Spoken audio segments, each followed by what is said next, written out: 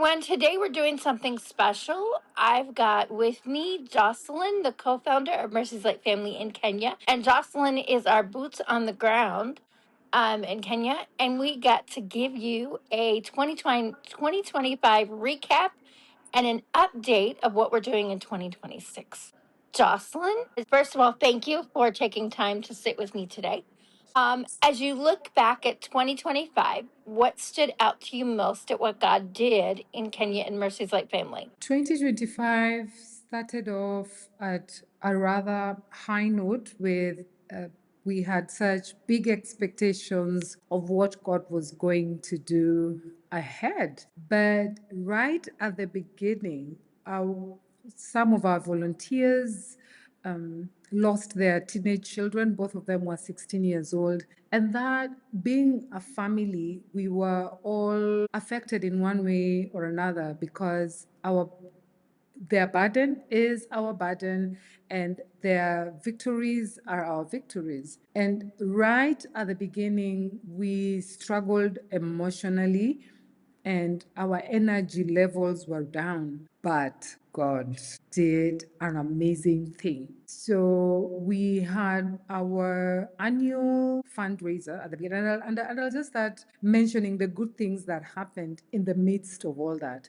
While that was happening, we launched our first day program. We admitted 6 girls. Actually, there were 8, 6 remained, and towards the end, we consistently maintained 4 girls for the day program, which is something that we had been wanting to do for a very long time. And it was successfully launched by our community social worker. We also had our annual high tea local fundraiser and raised the highest amount yet. I'm very intentional by using the word yet because God is about to do more. We were able to raise enough to help us build the boundary wall on our vocational center, which is going to help us increase in the number of our reach in the community, not just the girls, but also women. In 2025, after waiting for 4 years, we were finally registered as a nonprofit. And this means a lot in terms of partnerships, and there's just so many things that I may not go into details, but this is something that we've been wanting to do for a very long time. Finally, again, after waiting for 4 years, we were able to get to Bethany land. A miracle, how we got this land, how God provided. Within 2 weeks, God, in his miraculous ways, was able to help us raise funds in that area. Our community program, Living in Faith Together, was able to run consistently in the new structures. Yes, there's so much happened, so much happened. And this was a strong reminder. We were able to build the wall that we were fundraising for. And the one thing that we got to learn in 2024 is that God is at work, always at work. And in the midst of challenges that come along, we should not focus on the challenges, but remind ourselves, what is the promise? What did he promise? And for as long as that has not happened, we stay faithfully waiting, being encouraged by his promises and knowing that in the fullness of time, he's going to do a beautiful thing. Yes, one more thing. We had the highest number yet for travel teams that converted into serving in different capacity. And oh my goodness, I can't wait to see what God is going to do. On the business side of the programs that we do, we have Milele Organics that produces virgin coconut oil and organic mango jam. And Milele Organic just focuses on getting raw materials that are available locally to produce an organic product produced by women to be consumed and to support women. We had the highest number of sales on that side. We also recorded the highest number of sales yet in Upendo Fabrics. Again, just that reminder that God is at work, God is doing an amazing thing, and that is an encouragement to see what He's about to do this year, 2026. That is so exciting, and it is so amazing to get to watch God work. Now, you talked about the day program. For those that don't know about the day program, what does that look like? Because I know we have our maternity center where our girls are there for 3 years, but someone coming for the day program, what did they experience? I'll give a little, just a quick, for the sake of context, our center can accommodate 18 girls and 18 babies. That's a total of 36 children. However, with the new Children Act, we are being encouraged to support children within the family unit, meaning that our boarding facility will remain because of the nature of the cases we get, but also it's important for us to go in the community and see who are these children that are victim of teen pregnancy and the abuse and the poverty that is happening in the community and are not able to come to our center. So we went to the community and recruited this victims. And when they come to our center, they benefit from everything that we offer, which is evangelism. They will get social cycle support, spiritual counseling, educating through literacy. They will also get vocational training. They will receive financial literacy. The difference is we don't offer accommodation. However, they get all their 3 meals. The impact in the is felt in the community immediately as they come in the morning and go back in the evening. The community is able to see the change immediately, as opposed to when they're in our center, which is not a bad thing. When we keep them for a maximum period of 3 years, then they get to the community. The advantage of the day program is that the community will start to get to feel the impact and the healing and how God is working in them and how their families are benefiting from this immediately. The other benefit of the day program is we get to reach out to more children that need this. The statistics of teen pregnancy in Vipingo County is more than 20,000 girls that have graduated to go into high school are not able to do that because of teen pregnancy. So there's advantages that come with it. And also, most importantly, we are complying with the new Children's Act immediately. So in a nutshell, they get to benefit everything that any child that comes to the center benefits. The only difference is that they don't get accommodation. Yeah, so good. And we have a huge success story from our day program. Would you care to share that with us? Yes, I would love to share the story of Tatu. When Tatu joined in January, she's being raised by her grandparents that are not strong enough to even provide for her in terms of meals. And I remember when Tatu started coming, she had challenges, too many to count. One of them was adjusting in the house, and not because our environment is hostile, it's just that this was something that is totally different from what she's used to. But as she started getting to adjust to how we serve and accepting our love, one thing we noticed at the very beginning is that she used to come very early and leave very late. And we were wondering, why is she not in a hurry to go home? And she comes from a long distance. We didn't know how far it was until we did the home visit. So we realized early on that she does not have enough food back at home. So what we decided to do is we offered transport where we started paying for public transport. But she reached out to our gardener and said that instead of giving me food every day, how about you give me seedlings and I start planting in our kitchen garden so that I get food and my family gets food. This happened 2 months into joining the program. And we knew right on from there that there is something about this girl that is unique. The other thing, we realized that she was in an examination class while she was doing basic literacy. our literacy teacher started preparing her for exams, so that at the end of the year, when other students are sitting for their nationwide exams, she was ready to sit for that exam. She was also enrolled in vocational training in tailoring. And what we noticed is that as we continued giving her good nutrition, her son was malnutritioned and was crying most of the time. And because of the balanced diet, he was crying less. Mother was able to focus in class without having to leave every time attending to the crying baby. She worked so hard into the program. She was excelling so well in tailoring. And when time was ready for her to do her national exam, she passed. There is three classifications, that is average, below average, and exceeding expectation. So she was among that did so well, exceeding expectation.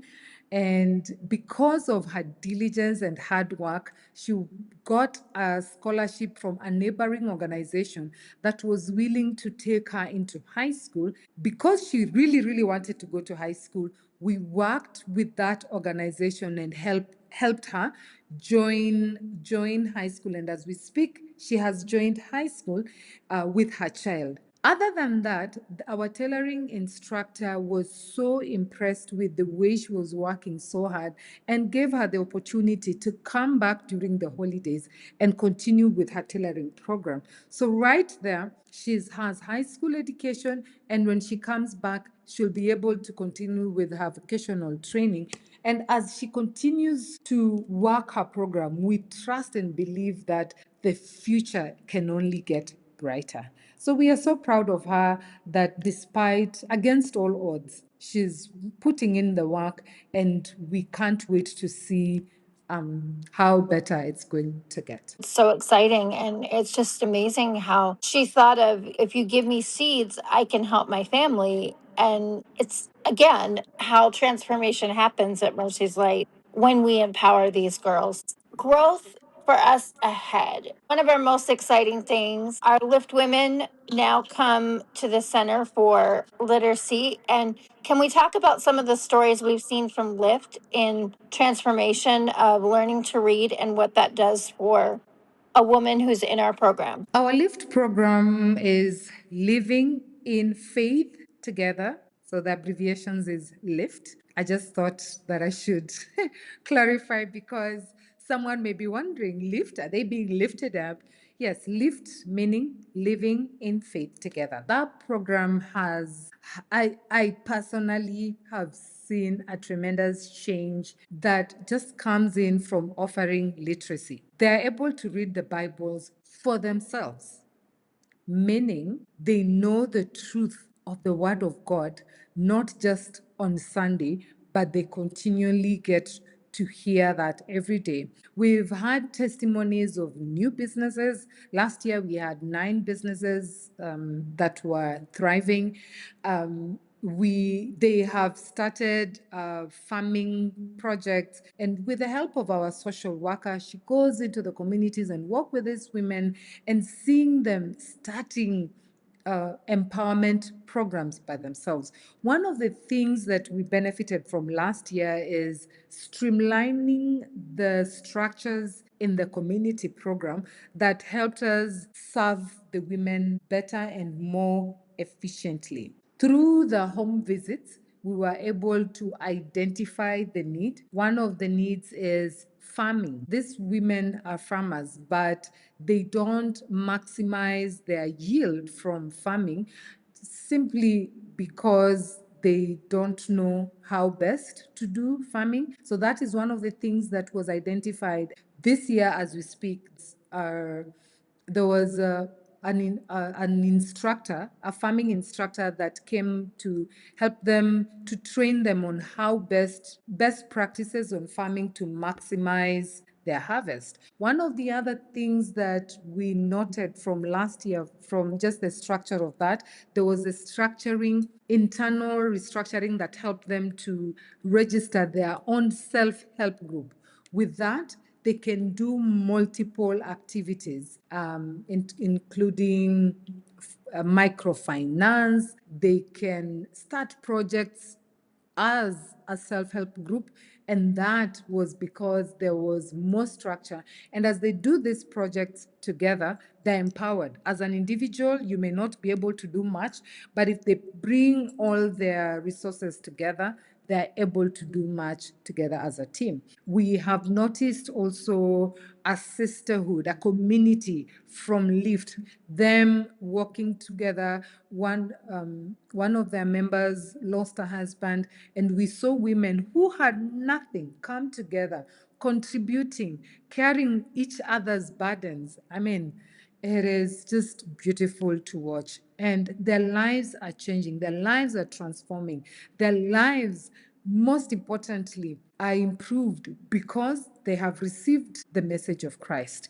They are continuing to living in the faith of Christ together. They're being empowered. They're getting educated, meaning um, they're doing their businesses profitably, and it is just beautiful to watch. And their numbers are increasing also. So we are seeing a lot happening there. And as these women are being empowered, the beautiful thing about it is that they live in these communities. As our girls are being transitioned into the community, these women become their support system. As these women are family, they run families. So as they're being empowered and being taught on strengthening the community, they raise their children in ways that their children would not be victims or of teen pregnancy, for instance. They become our ambassadors in the community. 2026 has already started. What are you looking forward to in 2026 that God is bringing about in Mercy's life? Empowerment. Men. We can only, we've just scratched the surface, and we can only get better. So our goal this year is empowerment and empowering women and girls to be self-sustaining, which is the overall goal. Our overall goal is to end poverty in 2026. But what are we doing this year? It's focusing on financial empowerment. The goal is to be able to see what can we do in every level to see that people are empowered. And one of the goals locally is education, and the level of empowerment through education is when you education kills literacy poverty. And how are we doing that is through vocational training. And our goal this year locally is to be able to fundraise towards building a bigger vocational training center. And this vocational training center will be able to serve not just our girls, but even the women in our community. So the girls will be coming in the morning and the women will be coming in the afternoon. And right there, we see them being empowered through vocational training, which is in the category of empowerment. So empowerment is our big goal. And how are we seeing that? Let me break it down. In Lift, we are using farming. They're being taken through, they have been training in farming. So they're being given skills to empower them so that they can be able to produce, to do farming and produce bigger yield. We are hoping that at the end of the harvest season, some of them will have sold some of the harvest and be empowered and be self-sustaining. On the side of vocational training, we are hoping that empowerment will come through the building the vocational training, meaning increasing the capacity so that we can be able to support more girls, enroll more girls and more women to be supported in that area. And long term, we are hoping that as these people are benefiting from Mercy's Light, we are hoping that we can be able to bring about leaders who are empowered to be able to support others. So, are you a child that is benefiting from this? Yes. As you're coming out of Mercy's Light, are you empowered to lead at home? Are you empowered to lead others in your area of your community? Are you empowered to lead others within your church community? So that is where we are headed to. And I can't wait to see how these different areas will come together in ways we can be able to achieve our goal of ending poverty in 2036. So good, so good. If you could yeah, if you could sit face to face with every person listening right now, what would you truly want them to understand about what God's doing through Mercy's Light in 2026? There is life transformation happening, and God is at the center of it. God is doing way much more than we ever prayed and we can ever imagine.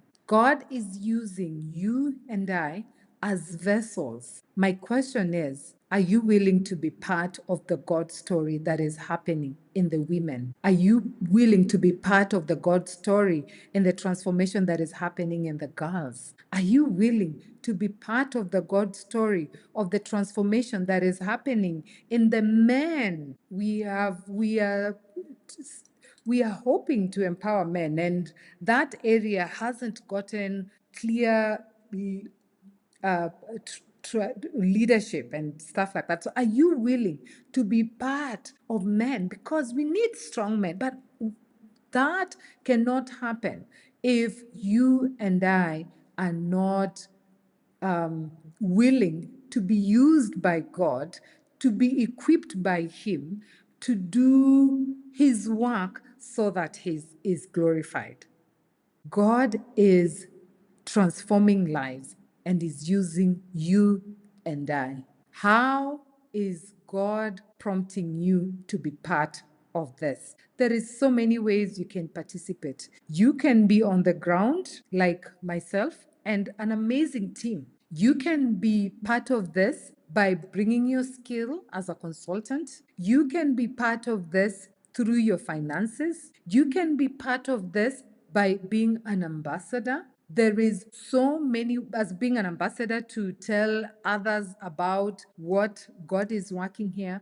There is so many ways you can be part of this. So the question is, are you willing to be part of the life transformation that God is doing here in Vipingo? Amen. And you can be part of the story, whether that's through prayer, giving, joining us. My favorite, coming on a travel team to Kenya. We have a great equipping journey for you to be prepared for what you'll see. And we just thank you for bringing hope, healing, and opportunity to women and families in coastal Kenya. Jocelyne, final thoughts. Final thoughts. I have a lot to share, but what comes to mind is God created us to live here for a season, and everyone has a God's purpose to fulfill. And that purpose is to glorify Him. I was saved so that I can tell others about Jesus. My question is, have you aligned with God's purpose? Are you watching Him where He's at work so that you can join Him where He is at work? Because at the end of the day, I do not want to live a life that is not full. The harvest is plentiful. Yes, that's the word. The harvest is plentiful, but the laborers are few. So, does your purpose align with what Mercy's Light is doing? Mercy's Light family is doing? And if the answer is yes, then join us because there's a lot more to be done. Please join us where God is at work so that when He calls us home, He can say, "Good and faithful servant, welcome home." I would love that to be the story for you. So good. Well, thank you, Jocelyne, for your time today. Thank you for just all that you're doing. And I look forward to getting back together soon and sharing more of what God is doing. I can't wait for you to get here. And I can assure you, Shawnee, once you come here, there is never enough time with the community, with the girls, with everyone here. There is never enough time. and you will want to come back. So be ready to experience God, be ready to have a supernatural encounter, and most importantly, have fun serving God. So I also can't wait to see you in person finally. Finally, after all these years. I know, I know. It's going to be All so right. much fun. Yeah. All right, everyone. We'll see you next time here on the Donor Podcast. Have a great day.